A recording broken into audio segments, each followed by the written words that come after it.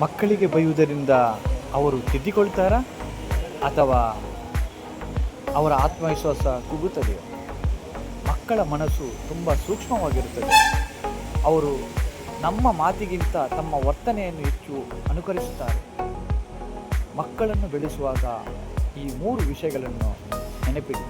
ತಪ್ಪು ಮಾಡಿದಾಗ ವ್ಯಕ್ತಿತ್ವವನ್ನು ಅಲ್ಲ, ವರ್ತನೆಯನ್ನು ತಿದ್ದಿ.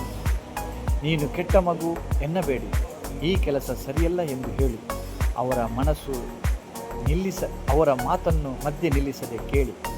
ಕೇಳಿಸಿಕೊಳ್ಳುವ ಮಕ್ಕಳು ಹೆಚ್ಚು ಆತ್ಮವಿಶ್ವಾಸ ಬೆಳೆಸಿಕೊಳ್ಳುತ್ತಾರೆ. ಸಣ್ಣ ಸಾಧನೆಗಳನ್ನು ಮೆಚ್ಚಿ ಪ್ರೋತ್ಸಾಹವು ಮಕ್ಕಳ ಕಲಿಕೆ ಮತ್ತು ಆತ್ಮವಿಶ್ವಾಸವನ್ನು ಹೆಚ್ಚಿಸುತ್ತದೆ. ಪ್ರತಿ ಮಗು ವಿಭಿನ್ನ ಹೋಲಿಕೆ ಮಾಡುವ ಬದಲು ಅವರ ಬೆಳವಣಿಗೆಯನ್ನು ಅರ್ಥ ಮಾಡಿಕೊಳ್ಳಿ. ಇಂತಹ ಮಕ್ಕಳ ಜ್ಞಾನದ ಉಪಯುಕ್ತ ಮಾಹಿತಿಗಾಗಿ ಫೋನ್ ಮಾಡಿ.